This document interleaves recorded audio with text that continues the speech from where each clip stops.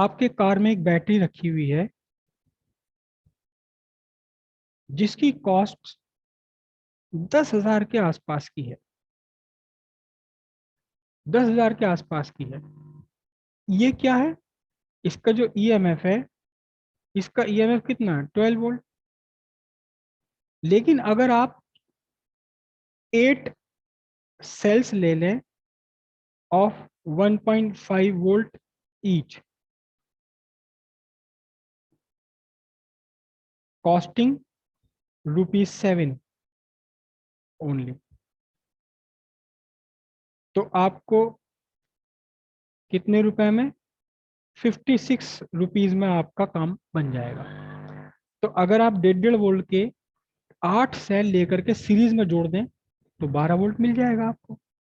क्या इस जो आपके ₹7 वाला 1.5 वोल्ट वाला ड्राई सेल है, ऐसे 8 ड्राई सेल मिलकर आपकी कार स्टार्ट कर सकते हैं? नहीं कर सकते। नहीं कर सकते।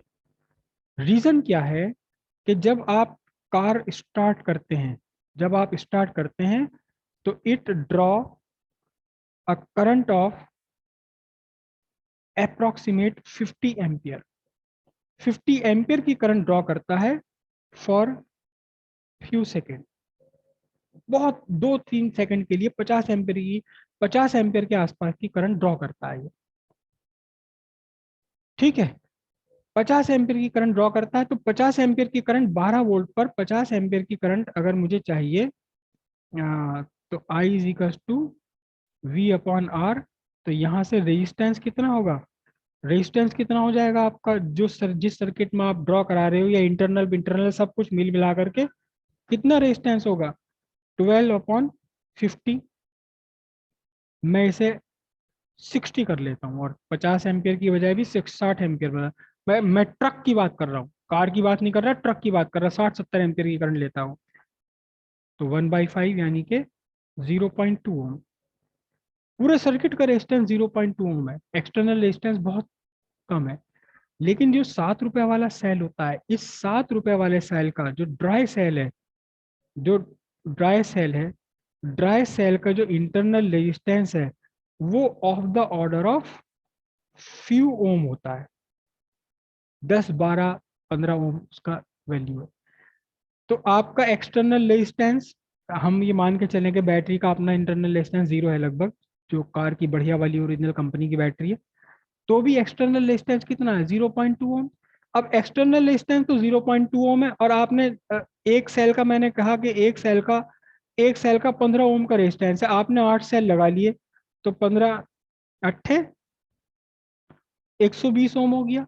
अब ये कितनी करंट दे पाएगा? अब ये दे पाएगा आपका 12 वोल्ट है, और 120 प्लस 0.2 यानी कि लगभग लगभग लगभग 0.01 एम्पियर की करंट ये दे पाएगा।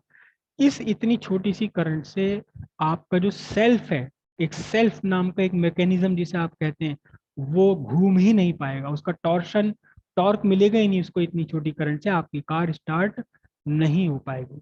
क्यों? क्योंकि इंटरनल रेजिस्टेंस बहुत हाई होता है इसका, ड्राई सेल का।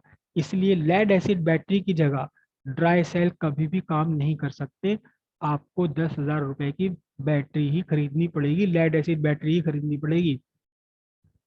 और कार वाली खरीदनी पड़ेगी, इन्वर्टर वाली बैटरी भी काम नहीं करेगी, क्योंकि इन्वर्टर वाली बैटरी का भी रेजिस्टेंस, इंटरनल रेजिस्टेंस कार वाली बैटरी से ज्यादा होता है। तो इसलिए कार बैटरी खरीदनी पड़ेगी आपको। बात समझ आई इतनी?